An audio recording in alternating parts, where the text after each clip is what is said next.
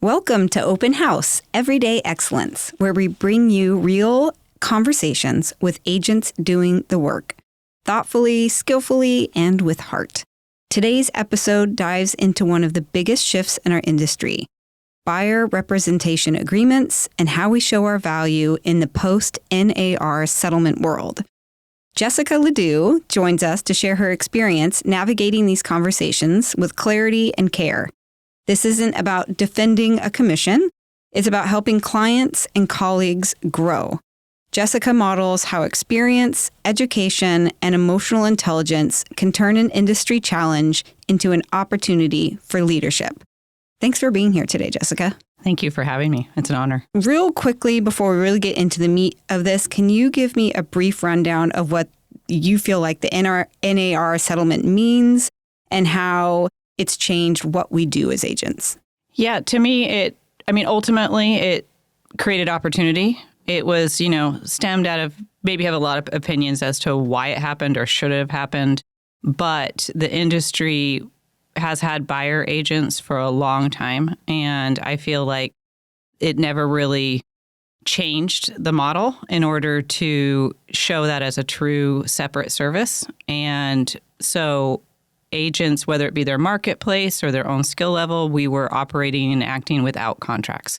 And it's not so much that a contract is like, you're stuck, this is what you have to do. It's an elevation of the service so that everyone understands what's happening. And so this change has brought that to the forefront of the conversation on both sides now, because listing agents have never been able to list a house without a contract. And so therefore, these difficult conversations or maybe conversations that were being avoided are now at the forefront of what our responsibility. I love that. And, as I understand it, it was really to bring clarity to the buyer that they were paying for representation. 100%. Decoupling the commission, because it felt like that sneaky, funny thing that was happening in our industry where no one was being very clear.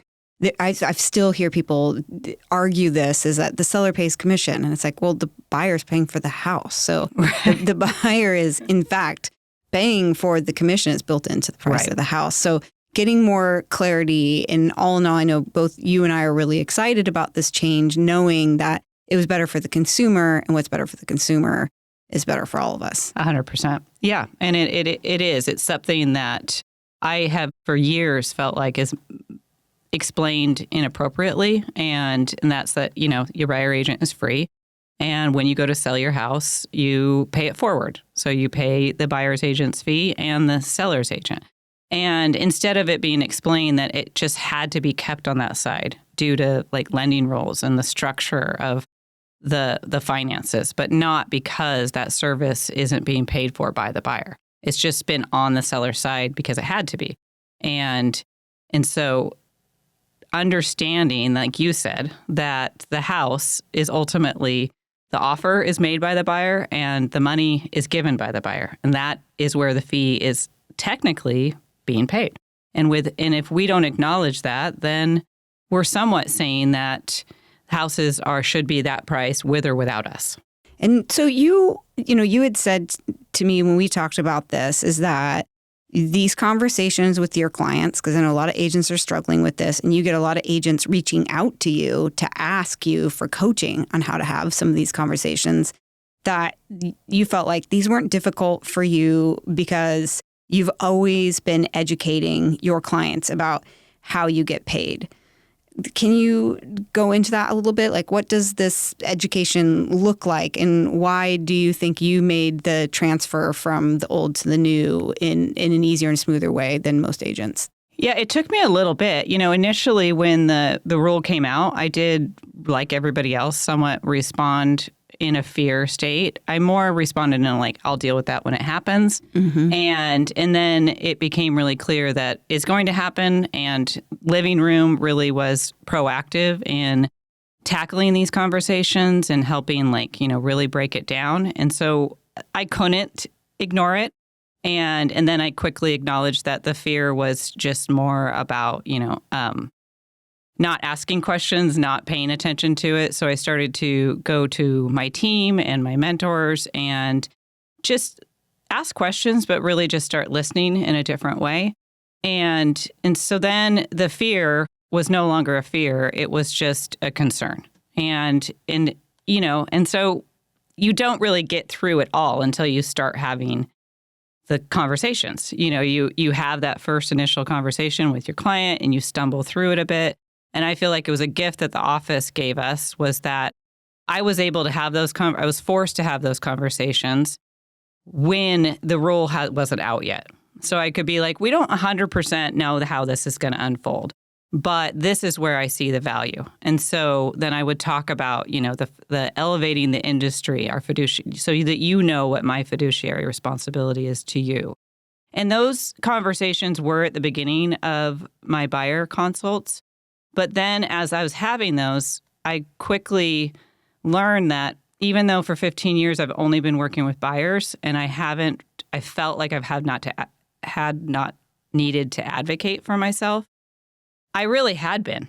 I had been doing that by having really clear, organized, thoughtful meetings where we walk through the entire process, whether you've bought one house or 20, broke it down so that you're hearing it when you're not in a stress state, and walking through their concerns and how our team works. And within that, I was advocating for not only my value, but the team's value. But I didn't have to attach that to a fee because my fee was dictated by a conversation I wasn't privy to. Yeah. And that was not attached to my value or the expertise that I bring. And so all of a sudden, when that shifted, it was like I was empowered to say, I've already been having this conversation and I've already been inviting you in to play the game with us. Like, this is how we do it. Do you want me to be your representative? And then at that point, it's like, and this is what I charge. And so that was really eventually the only thing that got added. And of course, then there were concerns or, more in-depth conversation per client.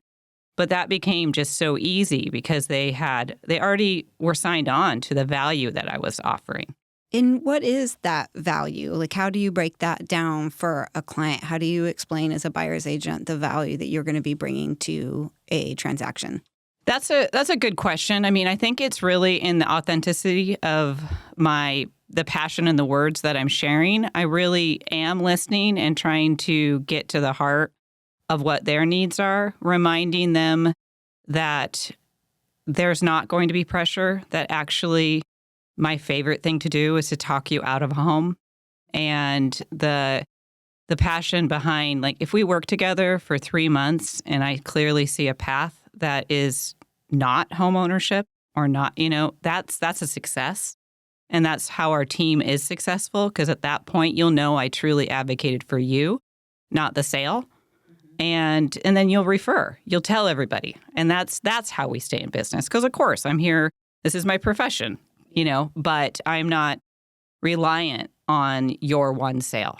And I think that right there, just that it's not just the words, it's also the sincerity behind it. And so that's where, so within that conversation, within that passion and that advocacy, constantly statements that this is about you and I'm going to tailor, this is what we do, but I'm going to tailor it to your needs and your limitations. And then we're just going to have success. How would you answer if someone said, why do I need a buyer's agent? You need a buyer's agent because you need someone to advocate for you in a place where things that you've never experienced are all of a sudden going to be on the table. And this is not just business. This is also where you have already started to put your furniture, raise kids, cook dinners. And so there's so much emotion wrapped into the biggest financial purchase that you're going to make.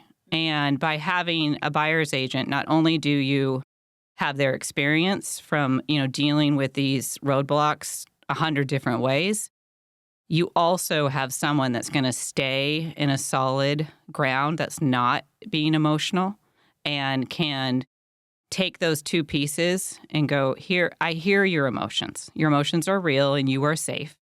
And then here are the choices. And this is something, and then all of a sudden it just becomes, it's an oil tank.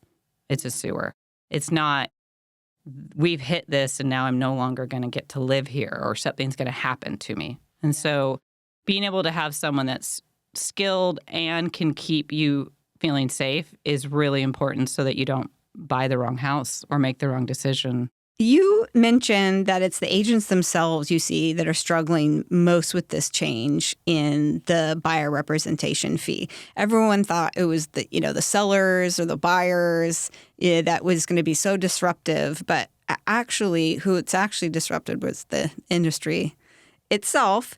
And it's led to tense, dismissive, and even aggressive communication that you've had with listing agents around your buyer agent fee.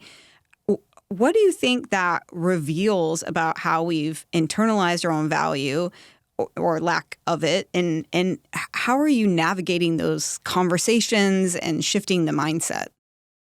Well, I thought about this one a lot, and I think I do believe it's an unconscious devaluing of the profession because there's not a lot of agents out there that just work one side of a transaction. And so I do know that these listing agents are also buyer agents, but I also don't think they have the same. I do believe in our company being ahead of the curve in regards to these complex conversations. And the only thing I can come up with, instead of it being blame or they're wrong, is that somewhere there's still a piece of what was in their conversation. And there's promises being made or expectations being set that they can no longer control. And if you've promised unrealistic expectations and then you're faced with a different request that you respond with either fear or aggression, and it's either at me or the seller, but you're on your toes. You're just like, uh-oh. So what does that look like? Like, is that like when because I know when you're sitting down with your buyers and, my representation fee for this transaction is 3%, and you submit the offer. What's like? Just walk me through like what that experience has been like for you. Well, I do not feel that that's a conversation to lead with before. So I have chosen not to talk about, what are you going to pay? What's your seller willing to contribute?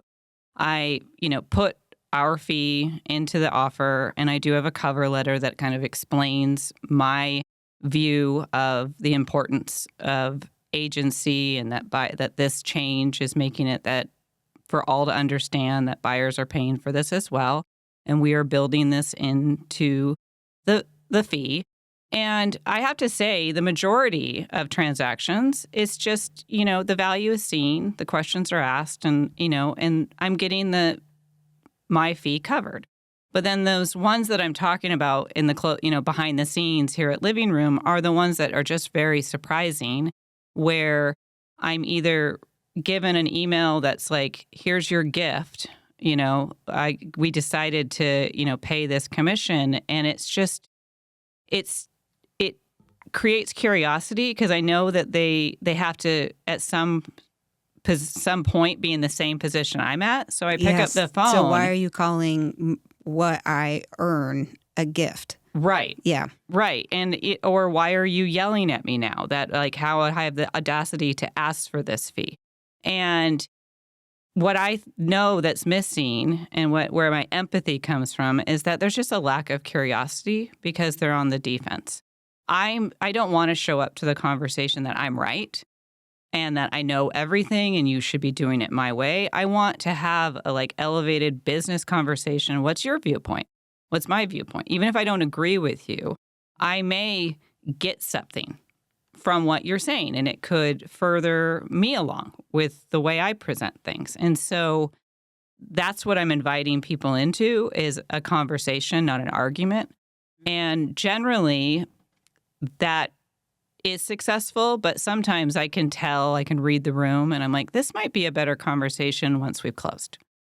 instead of right now. So I want to have that conversation with my client's best interest at heart. And so it's not always within the transaction that it's best. So it's a real organic thing. But once I have that conversation with the agent or we have coffee, my request is that they pay it forward. Yeah. And they have a difficult conversation, or they call me again if they want to walk through it again, not because I'm right, but because here we are we're not arguing, we're having a good conversation, and we're learning these changes together. You've spoken a lot about experience as something we shouldn't discount. And it's interesting to hear you, like you said, you've just done buyer representation. You're one of the most successful agents in our market. And it would seem like it makes sense to most anyone out there outside of our industry that you would be earning more money and would have a higher fee possibly that you charge than someone else. Just like an attorney or a mechanic or a doctor, like I am the best of the best. And so, what does experience in your mind look like in action, and how do you talk about your value without it sounding like a resume? Well, it's a great question because, the resume doesn't land with people, but really explaining to them that I am going to help you understand these things that are going to come up before. So I talk to them we're going to be touring and I'm going to be repetitive. I'm going to be talking about another 1920s foundation and what it's like to own that. What the difference, I kind of geek out, what's the difference between a 1940s or 1960s? What are the benefits? Are you ready to take on the maintenance level for this charm and this era? So that there's eyes wide open. Mm-hmm. But also within that makes it that when we get to the inspection period, it doesn't matter how much I understand oil tanks or that I understand that all roofs at some point have an issue. These things can be dismissed by us because we go through them so often and at such a high rate, but it's new and it's in a scary moment. So if we're talking about them when there's no emotions and no transaction and learning little bits by little bits as we tour, then when we get to the process, it's going to be oh, that's right. I remember Jessica talking about that. Yeah. And that's where the experience really comes, because it's not about just knowing how things get fixed. It's knowing how to balance that education and emotional holding for your client and to get them there. I can talk till I'm blue in the face, but they need to believe it and understand it. And you're really empowering your clients and educating them to where they feel like they can make the best choice for them. And you've guided them to that point of confidence. Exactly. You've been advocating for, talk about vulnerability in conversations, but deeper co-op conversations. So for, our agent audience out there, why are you asking that we interview each other? What questions should we be asking each other, not just clients, to raise the bar? When we were talking about this, I was expressing how surprised I am that when I'm presenting an offer, that I'm not being called and asked, probing questions. Mm-hmm. And because we are a critical piece of the transaction to keep it together. We're the gatekeeper of our clients' emotions and how the information is relayed. And so there should be, if you haven't worked with me before, then there should be some level of interviewing to say, are you the agent that's going to keep this together? But instead, the focus is on the highest net. Let's just take the highest net offer. Well, where is the conversation for surety to close? Maybe it's happening, but it's not happening with me being part of that equation for surety to close. And so I feel like a house should be better explained to anybody presenting an offer by the listing agent, because if we are talking about the things that we know about the house prior, disclosures are much more common to be delivered up front now, and we're having those conversations, then that's information that's relayed before the offer is written, and you have a buyer that's committed knowing these things versus them coming at them in a place of fear or you're hiding it. So that's like, let's have an interview with the house first. Make sure I know that you know what this house is. And then you can go inspect and see if it aligns with all of this. And then the other is, obviously is to when I call, is not to ask, what's the seller want? What's they need? It's more, everyone wants a strong offer. They want an offer over asking and they want it to close quick. Like, that's easy. Writing a, really strong vanilla clean offer is easy. But asking, what's their main motivator? What's their concern? What can we address up front that is really important to your client? Those are probing, important questions. And they also tell the agent something, in my opinion, that I'm not looking at this just as a transaction nor as my client. We want this to be collaborative and for your client to win as well. So what is it that they are afraid of or that they need?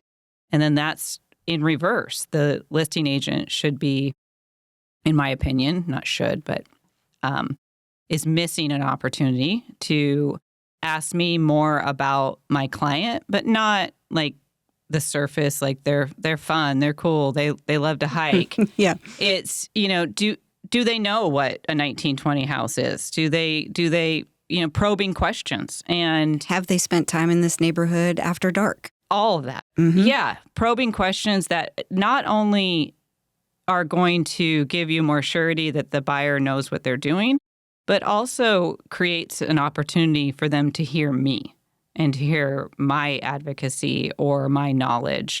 And then we all read between the lines at that point. And all it is still an educated guess, but it's very common that the highest offer is not necessarily the best offer. Mm-hmm. Of course, there's a delta there that is just too much to leave on the table, but it's surety to close. And so if we, again, can get the conversation out of the net and instead to the goal line, then, it makes sense sometimes to take an offer that's 10,000 under or by something else like that. I'm going to take it back to the example that you just gave. That's not an elevated conversation. It's on the surface, but we all get it. And I want to hear how you respond. What do you charge? Well, when anyone asks me, what do I charge? I ask, if they lead with that question, I ask if we can table that and we can talk about service. And so then again, everything we just talked about now, we go through that. And then I say, and for all of that, I charge 2.7%. And at that point, it's like, all right, they're either in or they're out, because it's not about the fee. It's about everything else that I have just asked for them to join into. And it feels more like an opportunity, which is, like when you go back to mechanics and lawyers, you don't walk into a doctor's office and go, how much do you charge for this? That's very important to me. And you interview them to a point. And, you may come back, but you don't lead with, what do you charge for this service? It's, do I value your expertise? And then what do you charge? I love that. Just that reminder that to ask to table it. Mm-hmm. Like, this is a part of a larger conversation. And let me get to that. I will answer that. But let's talk about the value. You said something that really stuck with me during all of this transition time. And that's like, don't let this moment make us reactive. Let it make us wise. What's your vision for how our industry could evolve if we embrace this shift with open hands? It's going to elevate our profession, and I think take conversation away from just fees.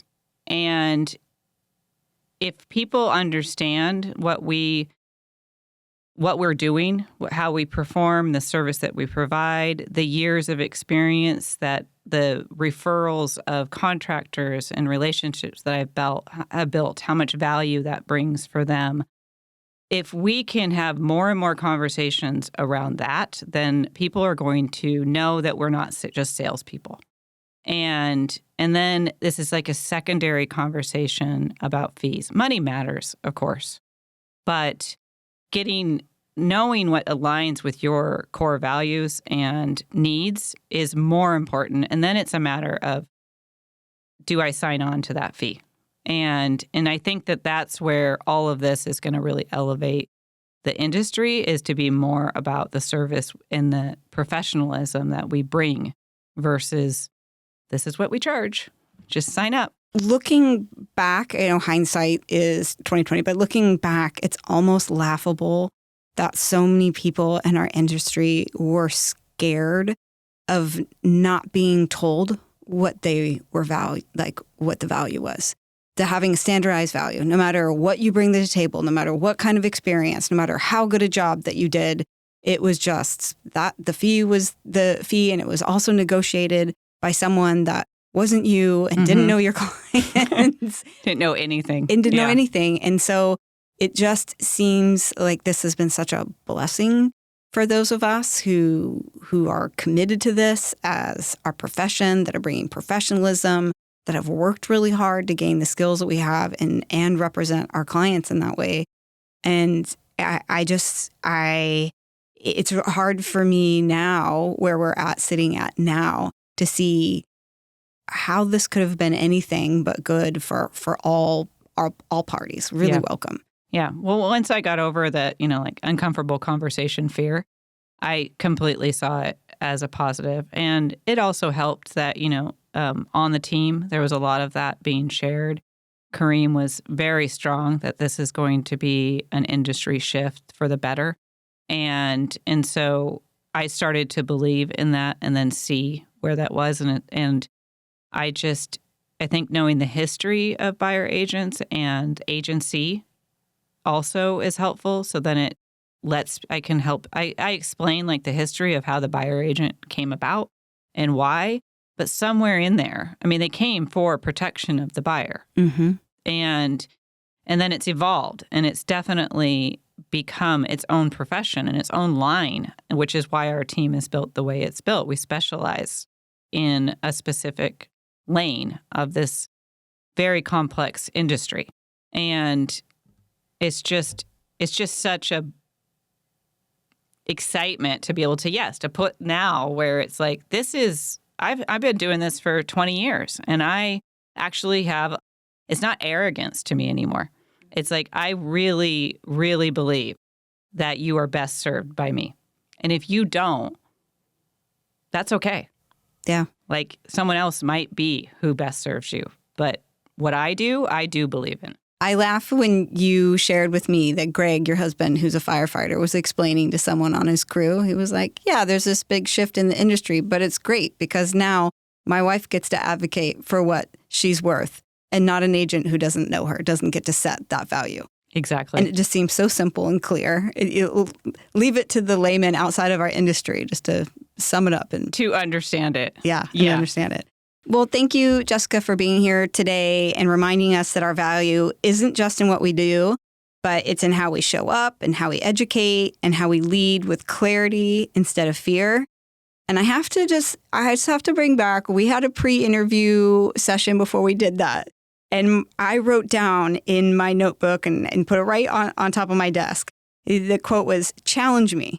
I'm happy to be challenged. If I'm not willing to be challenged, I may not be worth what I'm charging."